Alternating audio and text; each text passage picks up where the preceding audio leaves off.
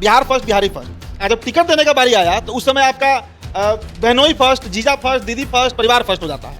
भाई जमुई आपको 2 बार जिताया, जमुई में आपके खिलाफ बड़ा एंटी इनकम्बेंसी है, इस बात से इनकार नहीं किया जा सकता है। जमुई में हम खुद घूमकर जमुई आए हैं। अब आप बताइए कि अरुण भारती जिनका आप नाम रख रहे हैं, आज नामांकन उनका चल रहा है, नामांकन आज उनका हो जाएगा।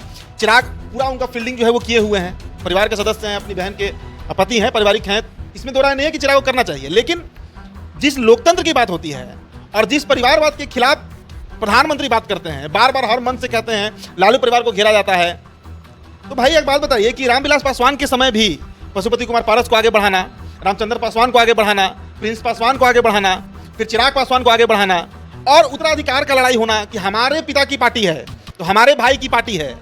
अब तो कल दिन अरुण भारती भी बोलेंगे कि हमारे ससुर की पार्टी है, ये तो हो सकता है। ये पूरी लड़ाई तो भाई इसमें डेमोक्रेसी कहाँ है? लोकतंत्र जो होता है ना कि by the people for the people, जनता के द्वारा और जनता के लिए। अरुण भारती को जमुई की कितनी जनता पहचानती है? हम अगर उनकी तुलना करें उधर से जो प्रत्याशी हैं, क्या नाम है, अर्चना रविदास, वो तो फिर भी 6 महीने 8 महीने से क्षेत्र में घूम रही हैं। मेरी मुलाकात उनसे नहीं है, लेकिन उनके सोशल मीडिया को देखकर समझ में आता है कि अर्चना रविदास उस क्षेत्र में घूम रही हैं, तो उनको सिंबल मिला, समझ में भी आता है। अरुण भारती तो एक्सीडेंटली भी जमुई नहीं गए हैं कभी, मतलब होता है ना कि बाय मिस्टेक भी कहीं चले जाना। अगर उनसे पूछा जाए कि जमुई का नक्शा कैसा है, बॉर्डर कैसा है, उनको नहीं पता होगा। और ये उन पर हम कोई दोषारोपण नहीं कर रहे हैं, वो दिल्ली में रहे हैं, रहने वाले शायद यहाँ के हैं, आपको साहबाद रोहतास साइड के हैं।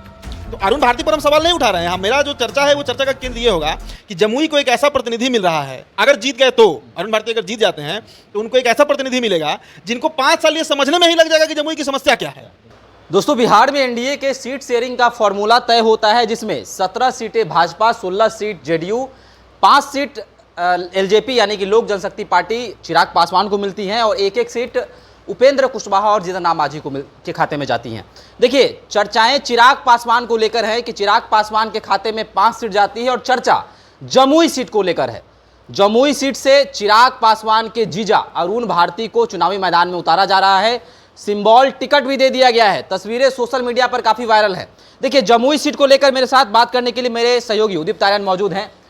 उदित जी, जमुई सीट अरुण भारती को चुनावी मैदान में लड़ाना, चर्चाएं अब ये हो रही हैं कि चिराग पासवान अपने जीजा को चुनाव में उतार रहे हैं, अरुण भारती का नाम तक लोग नहीं जान रहे हैं, क्या कुछ कहेंगे इस चीज़ को लेकर? देखिए, अरुण भारती पर चर्चा हो उससे पहले चिराग पर ही चर्चा हम लोग कर लेते हैं। शुभम, बीते 2.5-3 सालों से चिराग बिहार में जहाँ भी गए खूब यात्रा किए, इसमें दो राय नहीं है, हर जगह पहुँचे, हर मंच से वो बिहार फर्स्ट बिहारी फर्स्ट का नारा लगाते हैं, स्लोगन देते हैं बिहार फर्स्ट और बिहारी फर्स्ट। लेकिन जब टिकट बांटने का समय आया लोकसभा में, और यह हम सवाल उठाएंगे क्योंकि हम 4 सालों से चिराग को कवर कर रहे हैं और एक पत्रकार होने के नाता हमारा जिम्मेदारी भी बनता है कि हम सवाल करें, सभी नेताओं से करें, सिर्फ चिराग से नहीं, हम बीजेपी से भी करें, नीतीश जी से भी करें, कि साल भर आप नारा लगाते हैं बिहार फर्स्ट बिहारी फर्स्ट। जब टिकट देने का बारी आया तो उस समय आपका बहनोई फर्स्ट, जीजा फर्स्ट, दीदी फर्स्ट, परिवार फर्स्ट हो जाता है। भाई जमुई आपको 2 बार जिताया, जमुई में आपके खिलाफ बड़ा एंटी इनकम्बेंसी है, इस बात से इनकार नहीं किया जा सकता है। जमुई में हम खुद घूमकर जमुई आए हैं। अब आप बताइए कि अरुण भारती जिनका आप नाम रख रहे हैं, आज नामांकन उनका चल रहा है, नामांकन आज उनका हो जाएगा।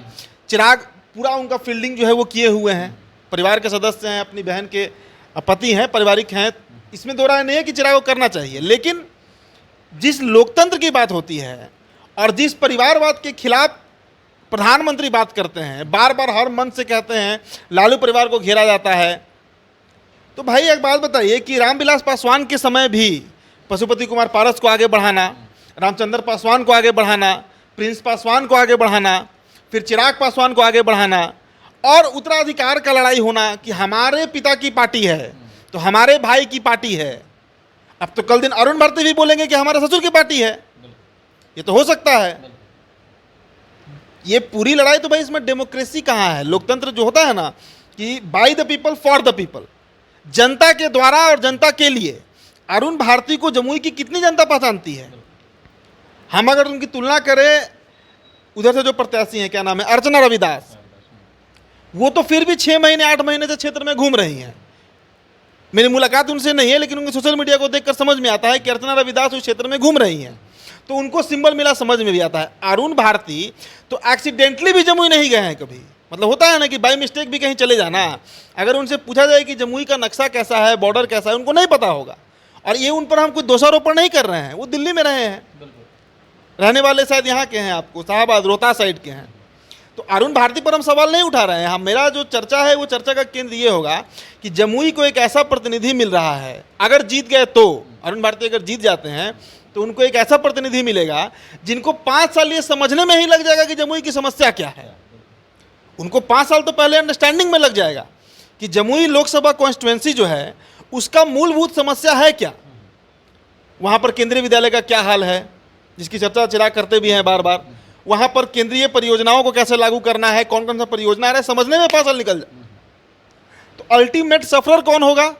जमुई का जनता होगा, वोटर होगा, जो शायद सेंटिमेंट में आकर या तो अर्चना रविदास को वोट करेगा या फिर अरुण भारती को वोट करेगा। लेकिन बड़ा सवाल वही है शुभम कि ठीक है, आप अरुण भारती को टिकट दे रहे हैं, लोकतंत्र है, डेमोक्रेसी है, कोई भी लड़ सकता है चुनाव, लेकिन सिर्फ एक ऐसा व्यक्ति जिसकी पूरी उपलब्धि यही है कि वो चिराग पासवान के बहनोई हैं और स्वर्गीय रामविलास पासवान, दिवंगत रामविलास पासवान के दामाद हैं, इस कारण से टिकट मिल रहा है, इस पर सवाल है। अच्छा, ये ऐसा जमुई के साथ ही क्यों होता है? चिराग पासवान भी जब जमुई गए थे तो नवेले थे, राजनीति में कदम ही रखे थे, वहाँ से सांसद बने। फिर अब अरुण भारती राजनीति में नौसिखियाँ हैं, फिर से राजनीति में कदम रख रहे हैं। तो ऐसा जमुई के साथ ही क्यों होता है? जमुई को ही टारगेट क्यों किया जा रहा है कि वहाँ से नया कैंडिडेट उतार दो, वहाँ से चुनाव लड़वा दो, जीत भी जाएगा कैंडिडेट? देखिए, जमुई को एक तरीके से कहिए तो ये लोग प्रयोगशाला बना दिया है, एक्सपेरिमेंटल हाउस होता है ना, उस तरीके से उसको प्रयोगशाला बनाया गया। देखिए, इसमें कोई दो राय नहीं है कि चिराग ने पहले टेन्योर में जमुई में काम किया, दूसरे टेन्योर में भी उन्होंने काम किया, लेकिन उस स्तर पे नहीं कर पाए। कारण है कि उनका इन्वॉल्वमेंट पार्टी में, विधानसभा चुनाव हुआ, फिर बीच में, फिर लगातार बिहार में सभी जगहों पर दौरा, पूरे बिहार भ्रमण भी कई बार किए, तो उस लेवल पे काम हो नहीं पाया। और चिराग के खिलाफ एंटी इनकम्बेंसी है, जो एंटी इनकम्बेंसी कई सांसदों के खिलाफ उनके क्षेत्र में है।